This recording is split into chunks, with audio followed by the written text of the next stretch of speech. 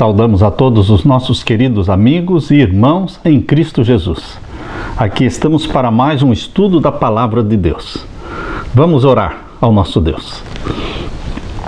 Pai querido que estás nos céus, na Tua presença nos introduzimos confiando nos méritos de Jesus tão somente. Em nome de Jesus suplicamos que o Senhor derrame o Espírito Santo sobre mim e sobre os meus irmãos ao abrirmos a Tua palavra neste momento. Em nome de Jesus pedimos e agradecemos. Amém. Vamos estudar a lição número 8, o impacto da fidelidade nos dízimos. Por que a mensagem de Malaquias, capítulo 3, é uma mensagem atual? Porque diz respeito à atitude humana, ao coração humano indiferente às necessidades da causa de Deus. Tornai-vos para mim, diz Malaquias, capítulo 3 e o verso 7, e eu me tornarei para vós outros, diz o Senhor dos Exércitos, mas vós dizeis, em que havemos de tornar? O profeta Malaquias lançou-se a uma tarefa quase impossível: reformar o povo que se recusava a reconhecer que careciam de uma reforma. Esta frase identifica o povo de Deus no tempo de Malaquias. Diziam eles: você não está dizendo que existe alguma coisa errada conosco, não é? 7 vezes nesse livro o profeta Malaquias apresentou ao povo de Deus um grande desafio, e em cada caso a resposta foi evasiva. Quando Malaquias citou Deus dizendo: eu vos tenho amado, eles responderam: em que nos tens amado? Quando o profeta citou a Deus como acusando os sacerdotes de desprezarem o seu nome, o povo respondeu: em que desprezamos nós o teu nome? Quando foram acusados de oferecer sobre o altar pão imundo, protestaram: em que te havemos profanado? Quando lhes foi dito que enfadavam o Senhor com suas palavras, disseram: em que o enfadamos? Quando Deus apelou para que voltassem a Ele, bocejaram dizendo: em que havemos de tornar? Quando lhes foi lembrada a sua desonestidade para com Deus, eles protestaram: em que te roubamos? E afinal, quando lhes foi dito que haviam falado contra Deus, eles insistiram: que temos falado contra ti? Toda sorte de advertências foram dadas para aquele povo, advertências que os poderiam ter salvo da ruína. Mas as advertências de Deus são como sinaleiros na estrada à noite. Só são visíveis quando os faróis do nosso carro estão acesos. A geração de Malaquias fracassou porque insistiam em que se achavam com boa saúde espiritual, estavam seguros de si mesmos. Parecido com a igreja de Laodiceia, que diz: rico sou e de nada tenho falta. O verso áureo diz: não sabeis vós, os que prestam serviços sagrados do próprio templo se alimentam? E quem serve ao altar, do altar tira o seu sustento? Assim ordenou também o Senhor aos que pregam o Evangelho, que vivam do Evangelho. 1 Coríntios capítulo 9, versos 13 e 14. A primeira referência bíblica à devolução do dízimo é o relato de Abraão entregando o dízimo a Melquisedeque. Os levitas recebiam o dízimo do povo e dizimavam aquele dízimo e entregavam o dízimo dos dízimos para a família de Arão. Percebam, hoje o dízimo é usado para o sustento do evangelho, como naquele tempo era usado para o sustento do sacerdócio. O método de distribuição dos dízimos foi designado para o nosso crescimento espiritual, no sustento na obra de Deus e na provisão financeira para a pregação do Evangelho. Na parte de domingo, juntos sustentamos a missão. Que privilégio podermos participar na salvação de almas, devolvendo um dízimo fiel, sabendo que aquele dízimo será usado para pregar o Evangelho, não somente na igreja local, mas também no estado em que vivemos, no país em que vivemos e no mundo todo, mesmo sustentando os missionários. Juntos estamos sustentando a missão de Deus. O que é isso? É investir no céu, é colocar o nosso tesouro no céu. Na meditação matinal de 1970, Na página 38 diz: não acumuleis para vós outros tesouros sobre a terra, onde a traça e a ferrugem corroem e onde os ladrões escavam e roubam, mas ajuntai para vós outros tesouros no céu. Mateus capítulo 6, versos 19 a 21.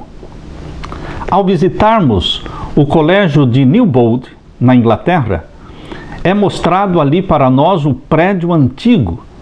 A primeira construção que existia naquele campus era uma propriedade onde vivia um próspero e rico empresário. Esse edifício era originalmente a mansão do próprio dono. Sobrevieram, porém, tempos difíceis.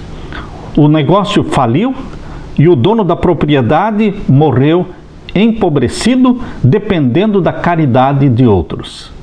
As relíquias da prosperidade anterior parecem estar dizendo com eloquência: não ajunteis tesouros na terra, onde a traça e a ferrugem tudo consomem, e onde os ladrões minam e roubam. Notem, queridos, que Cristo fala tesouros no céu. É lá que nós temos que investir. Ao devolvermos os dízimos, ao darmos as nossas ofertas, estamos sustentando a obra de Deus na terra e investindo no céu, colocando o nosso coração no céu, porque onde estiver o tesouro, ali também estará o coração. Jesus ordenou que pregássemos o Evangelho, Marcos 16,15, e fizéssemos discípulos, ensinando-os a guardar todas as coisas, Mateus 28, versos 19 e 20. Portanto, Deus deseja que estejamos envolvidos na obra mais importante da terra, que é levar pessoas a Jesus. Nossa responsabilidade como mordomos é sustentar essa missão mediante os recursos que Deus nos confiou, através de dízimos e ofertas. Deus, obviamente, nunca planejou que a sua obra fosse sustentada através de festas, de venda de alimentos, ou de quermesses, ou de bingo, ou de loteria. Deus designou um plano para sustentar a pregação do Evangelho no mundo todo, que se chama dízimos e ofertas.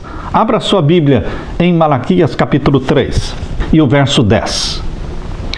Trazei todos os dízimos à casa do tesouro, para que haja mantimento na minha casa, e depois fazei prova de mim, diz o Senhor dos Exércitos, se eu não vos abrir as janelas do céu, e não derramar sobre vós uma bênção tal, que dela vos advenha a maior abastança. Na cultura de hoje, existe muito egoísmo, muito materialismo. Queremos acumular, e não tem limite para o acúmulo de bens, não tem limites para o valor e para o volume da nossa poupança. Queridos, na cultura de hoje, a maioria está entregando muito pouco para Deus. Na meditação matinal de 1972, há um pensamento aqui na página 177 sobre o pastor Pearson. Pastor Robert Pearson, presidente da Conferência Geral, já falecido, ele disse o seguinte: quando visito nossas colônias de leprosos, não posso dormir à noite. Minha cama é confortável, minhas cobertas são limpas e o travesseiro macio. De alguma maneira, aqueles vacilantes e parcamente vestidos corpos escuros estão dormindo no frio, sem ter os cobertores que resguardam meu intermitente repouso. Aqueles tocos de dedos nas mãos e nos pés, aquelas faces inchadas, aqueles olhos injetados de sangue, como posso esquecê-los? Essas pessoas necessitam nossas orações, elas precisam também do nosso dinheiro. Queridos, assim como o pastor Pearson dizia que não conseguia dormir tranquilo na sua cama quando voltava de uma visita aos leprosos, assim também nós deveremos ter diante dos nossos olhos a fome, a carência, a necessidade e também as necessidades da pregação do Evangelho, de levar salvação aos necessitados e também preparar as nossas ofertas, um fundo de reserva de caridade, um fundo destinado para ajudar os pobres necessitados. Não podemos dormir tranquilamente e comer tranquilamente, lembrando que tantas pessoas estão morrendo de fome e não têm onde dormir. Nós devemos gastar o mínimo possível, economizar o máximo possível, para podermos dar o máximo que pudermos, darmos para as pessoas. Você sabia que nós vamos ser lembrados mais por aquilo que damos do que por aquilo que guardamos? Albert Schweitzer viajava habitualmente de 4ª classe de trem. Quando lhe perguntaram por que é que ele sempre insistia em viajar em tais acomodações de 4ª classe, ele respondeu: eu viajo na 4ª classe porque não existe a 5ª classe. Queridos, nós deveríamos estar dispostos a economizar o máximo para dar o máximo para a causa de Deus e para os necessitados. Nessa meditação matinal de 1972, na página 352, diz: cada centavo que possuímos é do Senhor. Em vez de gastar os meios com coisas desnecessárias, devemos empregá-los em atender aos apelos do trabalho missionário. O número da Review and Herald, de 10 de setembro de 1970, fala de um apelo que veio ao pastor Bartles. Pastor Bartles era presidente da missão União da Indonésia Oriental. Um chefe da tribo andou durante vários dias de um lugar distante da Indonésia até chegar à sede da missão. Veio pedir um professor. Ele disse: ali na nossa tribo existem mais de 10.000 pessoas esperando um professor que nos ensine a Bíblia. Se o Senhor puder nos enviar um professor, todos ali nos tornaremos cristãos adventistas. Queridos, a necessidade da obra é muito grande. Não deve haver extravagância na construção de belos lares e na compra de caras mobílias, na condescendência com vestuário mundano ou na aquisição de alimentos extravagantes. Antes, em tudo, pensemos nas almas por quem Cristo morreu. Pensemos nas almas por quem Cristo morreu. Economizemos cada centavo que possa ser poupado, a fim de que os incomparáveis encantos de Jesus sejam apresentados para as almas que estão perecendo. Isto está no livro Conselhos sobre Mordomia, página 298. Na parte de segunda-feira, as bênçãos de Deus. Em Malaquias capítulo 3 e o verso 10, Deus prometeu bênçãos aos que devolvem fielmente o dízimo. No entanto, suas bênçãos não têm apenas uma dimensão. A bênção de Deus vem completa na saúde, na família, no trabalho, na inteligência, enfim, a bênção de Deus é que nos enriquece. Em Malaquias, a bênção é espiritual e também é temporal. As bênçãos de Deus são evidentes na salvação, na felicidade, na paz e na certeza de que Deus faz o que é melhor para nós. Fomos abençoados para podermos abençoar os outros, por meio de você e de mim. Deus é capaz de estender as suas bênçãos para outros lugares. Em 1 Pedro capítulo 3, versos 8 e 9, abra a sua Bíblia. Na primeira carta de Pedro, capítulo 3, e os versos 8 e 9. E finalmente, sede todos de um mesmo sentimento compassivo, amando os irmãos, entranhavelmente misericordiosos e afáveis, não tornando mal por mal ou injúria por injúria, antes, pelo contrário, bendizendo, sabendo que para isto fostes chamados, para que por herança alcanceis a bênção. O ato de devolver o dízimo resulta em uma bênção dupla. Somos abençoados e também abençoamos os outros.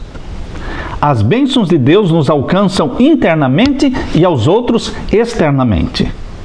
Abra sua Bíblia agora em Atos capítulo 20 e o verso 35. Atos capítulo 20 e o verso 35. Tenho-vos mostrado em tudo que, trabalhando assim, é necessário auxiliar os enfermos e recordar as palavras do Senhor Jesus, que disse: mais bem-aventurada coisa é dar do que receber. Vamos descobrir a felicidade de dar. Vamos descobrir a felicidade de servir, de repartir com os outros, sermos canais de bênçãos. O sistema especial de dízimos foi uma bênção para os judeus, do contrário, o Senhor não o teria dado a eles. Assim será igualmente uma bênção àqueles que observarem até o fim do tempo. Nosso Pai Celestial não instituiu o plano da doação sistemática com o objetivo de se enriquecer, mas para que fosse uma grande bênção ao ser humano, viu que o referido sistema era exatamente aquilo de que o homem necessitava.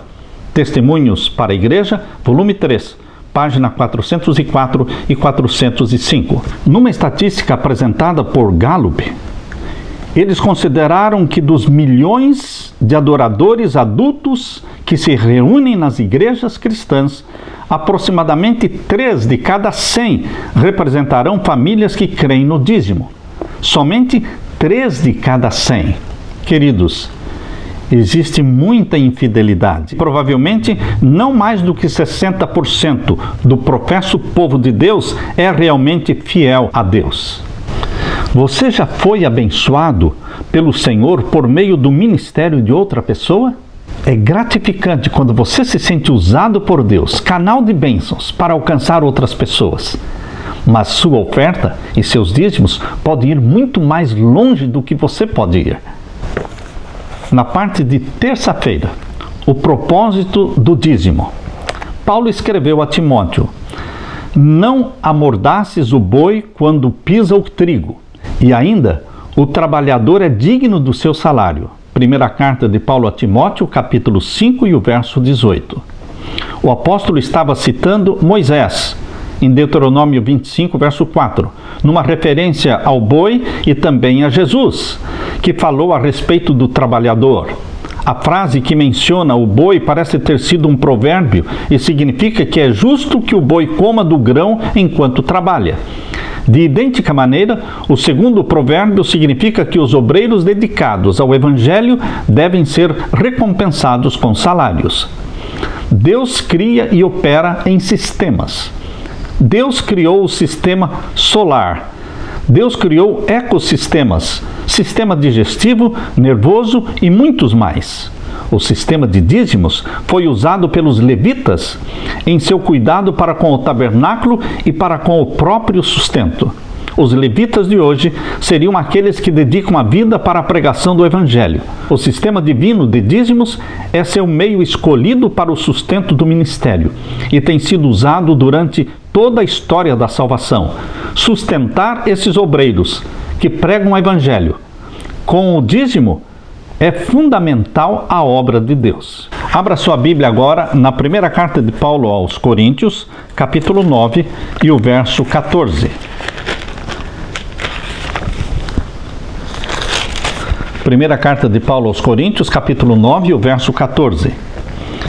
Assim ordenou também o Senhor aos que anunciam o Evangelho, que vivam do Evangelho. Qual é o significado dessas palavras e qual é a implicação moral? Vamos ler também a segunda carta de Paulo aos Coríntios, capítulo 11, e os versos 7 a 10. Pequei porventura, Paulo está perguntando, pequei porventura, humilhando-me a mim mesmo para que vós fosseis exaltados, porque de graça vos anunciei o Evangelho de Deus? Paulo está sugerindo que para a igreja de Corinto, ele pregou o Evangelho de graça para eles. Mas alguém estava sustentando o ministério de Paulo enquanto ele pregava para a igreja de Corinto.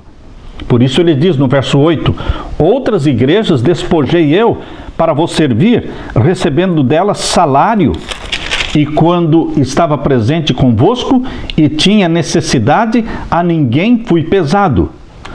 Porque os irmãos que vieram da Macedônia supriram a minha necessidade, e em tudo me guardei de vos ser pesado, e ainda me guardarei. Queridos, Paulo deixa claro de que ele pregava o Evangelho para a igreja de Corinto, mas alguém estava sustentando o ministério dele. Quando Paulo disse, despojei outras igrejas recebendo salário para vos servir, ele estava falando ironicamente sobre o fato de que recebeu salário de uma igreja macedônica pobre enquanto ministrava a uma igreja rica de Corinto. Seu argumento à igreja de Corinto foi que aqueles que pregam o Evangelho merecem receber o salário, viver do Evangelho. O dízimo deve ser usado para um propósito específico e deve permanecer assim. O dízimo é separado para um uso especial. Não deve ser considerado fundo para os pobres. Muitos usam o dízimo para ajudar os pobres. Você pode usar suas ofertas para ajudar os pobres, mas o dízimo tem um fim sagrado para o sustento do ministério.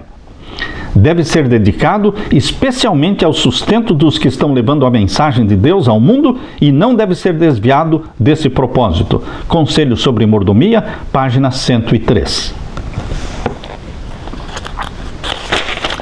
Na parte de quarta-feira, a casa do tesouro. Qual é a casa do tesouro? No Antigo Testamento, casa do tesouro era uma referência ao templo. Hoje, no Novo Testamento, casa do tesouro é a igreja de Deus. Aqui nós lemos em Números, capítulo 18 e o verso 21, aos filhos de Levi dei todos os dízimos em Israel por herança, pelo serviço que prestam, serviço da tenda da congregação. Quando você lê a Bíblia, você percebe que os levitas recebiam o dízimo de todo o povo. Porém, não a família de Arão. Os levitas recebiam o dízimo de todo o povo. E então eles dizimavam aquele dízimo recebido do povo e entregavam para Arão o dízimo do dízimo. Todos dizimam. Nós, como pastores, também dizimamos o salário que recebemos. O salário que recebemos é dízimo. Mas nós também dizimamos o dízimo e entregamos à casa do tesouro. Entregamos na igreja de Deus. Deus instruiu os israelitas a levar o dízimo para um lugar da sua escolha. Nos dias de Salomão, o dízimo era devolvido no templo de Jerusalém. Os israelitas entenderam facilmente o que era o depósito e onde era ele quando Malaquias disse: trazei todos os dízimos à casa do tesouro. Malaquias 3:10. A casa do tesouro representa o local em que ocorriam os cultos religiosos, segundo Crônicas, capítulo 31, e os versos 11 a 13. E disse Ezequias que se preparassem câmaras na casa do Senhor, e as prepararam. Ali meteram fielmente as ofertas e os dízimos e as coisas consagradas, e tinha a cargo disto Conanias, o levita maioral, e Simei, seu irmão, o segundo. É claro na Bíblia que a casa do tesouro no Antigo Testamento é o templo, e a casa do tesouro no Novo Testamento é a igreja de Deus. Trazer os dízimos à casa do tesouro é o único modelo apresentado nas Escrituras. Em cada dispensação, Deus teve um depósito central para administrar o dízimo. Os adventistas do sétimo dia são uma igreja mundial em que o princípio da casa do tesouro é aceito e praticado. Os membros são encorajados a devolver o dízimo na igreja local onde eles são membros. A tesouraria da associação ou da missão é o órgão que paga o salário dos pastores. Sendo assim, o dízimo que é entregue na igreja local, ele é canalizado para a administração, a sede administrativa, onde todos os dízimos são recolhidos e eles são responsáveis em pagar as despesas e salários dos pastores. Se os professos cristãos levassem fielmente a Deus seus dízimos e ofertas, o divino tesouro estaria repleto. Não haveria então necessidade alguma de se realizar quermesses, rifas ou reuniões de diversão a fim de angariar fundos para a manutenção do Evangelho. Atos dos Apóstolos, página 338. Deus condena quermesses, festas, bingos, rifas para angariar fundos. O sistema que nasceu na mente de Deus chama-se dízimos e ofertas. Na parte de quinta-feira, dízimo e salvação pela fé. O dízimo é uma expressão da nossa fé. Ninguém pode se salvar através do dízimo. Não existe salvação pelas obras. É exatamente isto que Romanos capítulo 3, versos 19 a 24, abra sua Bíblia, em Romanos capítulo 3, e os versos 19 a 24.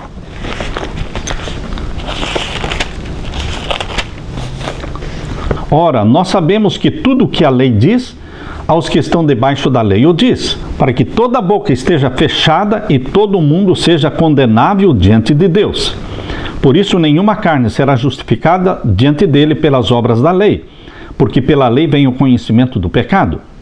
Mas agora se manifestou sem a lei a justiça de Deus, tendo o testemunho da lei e dos profetas, isto é, a justiça de Deus pela fé em Jesus Cristo para todos e sobre todos os que creem, porque não há diferença, porque todos pecaram e destituídos estão da glória de Deus, sendo justificados gratuitamente pela sua graça, pela redenção que há em Cristo Jesus. Paulo é muito claro ao escrever aos Romanos que a salvação é unicamente, exclusivamente pela graça, pelo sangue de Jesus Cristo. Os dízimos não nos compram a salvação. A essência da mensagem bíblica é que todos somos indignos da redenção. Se a merecêssemos, a obteríamos por mérito ou por obras. E essa ideia é contrária às Escrituras, que diz que a salvação é unicamente pela graça. Abra sua Bíblia também em Romanos capítulo 4, versos 1 a 5. Que diremos, pois? Ter alcançado Abraão, nosso pai, segundo a carne? Porque se Abraão foi justificado pelas obras, tem de que se gloriar, mas não diante de Deus. Pois que diz a Escritura? Creu Abraão a Deus e isso lhe foi imputado como justiça? Ora, àquele que faz qualquer obra, não lhe é imputado o galardão segundo a graça, mas segundo a dívida. Mas àquele que não pratica, mas crê naquele que justifica o ímpio, a sua fé lhe é imputada como justiça. Queridos, é um privilégio participar na pregação do Evangelho, não somente dando estudos bíblicos, não somente pregando no púlpito, não somente fazendo séries de evangelismo. É um privilégio participar na pregação e na salvação de almas através de dízimos e ofertas. Esse é um sistema divino. A salvação é um dom de Deus, concedido aos que não merecem, mas recebemos de graça. A salvação ocorre porque os méritos do perfeito sacrifício de Jesus são creditados a você e a mim. Quanto à questão do dízimo, não recebemos nenhum crédito de Deus por devolver o dízimo. Afinal, se o dízimo é de Deus, qual mérito poderia haver em devolvê-lo ao Senhor? Fomos criados para realizar boas obras. Em Efésios capítulo 2 e o verso 10 diz: somos feituras de Deus, criados em Cristo Jesus para boas obras, as quais Deus de antemão preparou para que andássemos nelas. Nós fomos salvos pelo sangue de Jesus Cristo para andarmos nas boas obras, em obediência. Essas boas obras não nos salvam. Assim também a devolução do dízimo não nos salva. Mas a devolução fiel do dízimo é uma evidência de que nós fomos salvos por Jesus Cristo e reconhecemos Deus como Senhor da nossa vida. A devolução do dízimo revela uma atitude humilde e submissa em relação ao que Deus nos pediu para fazer. Se amamos a Deus, obedeceremos a Ele. O dízimo é uma expressão exterior da nossa compreensão de que somos apenas mordomos aqui nesta terra e devemos tudo a Deus. Assim como o sábado é uma lembrança semanal de Deus como o Criador dos céus e da terra, a devolução do dízimo pode funcionar de maneira semelhante, lembrando-nos de que não pertencemos a nós mesmos e de que nossa vida e salvação são dádivas de Deus. Na meditação matinal de 91, na página 323, fala de Norman Vincent Peale, pastor de fama internacional e autor de vários livros. Ele foi convidado para falar numa convenção nacional de agentes de seguros que reunia 2.000 pessoas. Impressionado com a personalidade dinâmica do presidente da associação, perguntou o segredo da sua vitalidade. Eis a resposta que aquele homem deu. Há 5 anos, disse ele, eu era um corretor de seguros sem ânimo, sem êxito, um fracassado em tudo. Era membro de uma igreja, mas não um bom membro. Então o pastor daquela igreja me pediu que fosse o diretor da comissão financeira da igreja. Esse pastor certamente tinha chegado à raspa do tacho, porque que sabia eu de finanças da igreja? Eu estava fracassando em meu trabalho e me encontrava em dificuldade financeira. Por alguma razão o pastor me escolheu e disse-me que Deus tinha um trabalho para mim. Perguntei, onde eu vou obter informações para poder desenvolver esse trabalho? E o pastor respondeu, leia a Bíblia e faça o que ela diz. Para minha grande surpresa, descobri que a Bíblia é um grande livro sobre economia e finanças. Me tornei um fiel dizimista, dando 10% do meu tempo e 10% também do meu dinheiro para o Senhor. Recuperei o entusiasmo, minha personalidade falida reintegrou-se, tudo mudou para melhor e este é o segredo do meu entusiasmo e da minha vitalidade. E o Dr. Norman Vincent Peale acrescenta: dê mais tempo ao serviço de Deus e ao próximo. Dê do seu dinheiro, dê da sua vida. A vida lhe retornará transbordante, vida e entusiasmo como nunca sentiu antes. Na meditação matinal de 72, na página 183, nós lemos: é mister recordar as palavras do próprio Senhor Jesus, que disse: mais bem-aventurado é dar do que receber. Atos 20, verso 35. É tão grande esse privilégio de dar, que o rosto dos filhos de Deus se enche de alegria quando a causa de Deus lhes apela para a liberalidade. Mordomia e Prosperidade, páginas 155 e 156. Você tem pensado nisso? É a mordomia um fardo ou é um privilégio? Qual foi a aparência do seu rosto ao ser levantada a oferta no último sábado? Seu rosto brilhou de alegria pela oferta liberal que deu?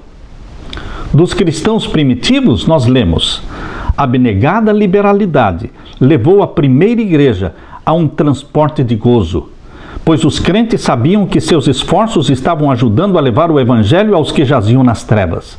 Atos dos Apóstolos, página 344. Não era necessário constrangê-los para que dessem. Antes, se rejubilavam pelo privilégio de negarem a si mesmos até coisas necessárias, a fim de suprir as necessidades dos outros. Não era preciso constrangê-los. Pelo contrário, julgavam ser um privilégio renunciar à aquisição de algumas coisas necessárias a fim de poderem dar. A promessa de Jesus é: dai e ser-vos-á dado. Boa medida, recalcada, sacudida, transbordante. Lucas capítulo 6, verso 38.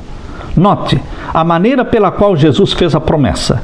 Sua doação não é meramente uma bênção financeira, visto que as bênçãos espirituais são maiores do que qualquer consideração financeira. Certa ocasião, um pastor estava encorajando as pessoas a ajudarem no pagamento das despesas da igreja, quando um casal tomou a decisão de contribuir com uma boa quantidade regularmente. Poucos dias depois, o marido veio visitar o pastor. Disse que no dia seguinte em que ele fez o pacto com Deus, realizou a maior venda de toda a sua vida. Considerou isso como uma bênção e um favor divino por ter tomado a decisão de ajudar mais a causa de Deus. Na meditação matinal de 1970, na página 181, diz: a quem dá liberalmente ainda se lhe acrescenta mais e mais. Ao que retém mais do que é justo, ser-lhe-á em pura perda. Provérbios 11, 24 e 25. Booker Washington, em sua autobiografia, conta de uma velha senhora de cor, muito pobrezinha, que um dia veio até ele e disse: Sr. Washington, Deus sabe que passei os melhores anos da minha vida na escravidão. Deus sabe que sou pobre e ignorante. Sei que estão procurando fazer melhores homens e mulheres entre os que são de cor.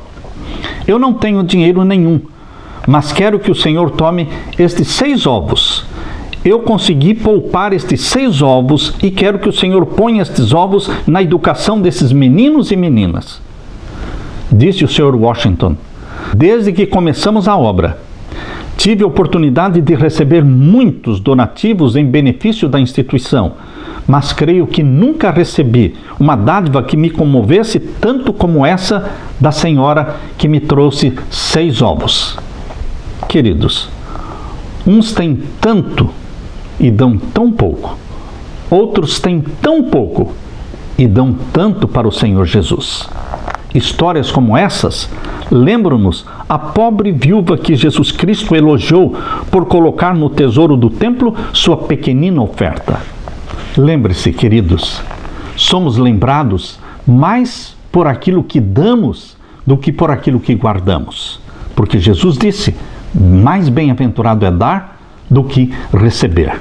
Que alto privilégio Deus dá para você e para mim, meu querido irmão, sermos ganhadores de almas, através dos nossos esforços evangelísticos, mas também através dos nossos dízimos e ofertas.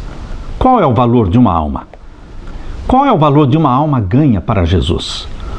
Uma alma é de mais valor do que o mundo inteiro. Se existe uma remota chance de que 10 ou 100 reais possam ganhar uma alma para Cristo, não deveríamos nós fazer todo o esforço que nos é possível para realizar este investimento na causa de Deus?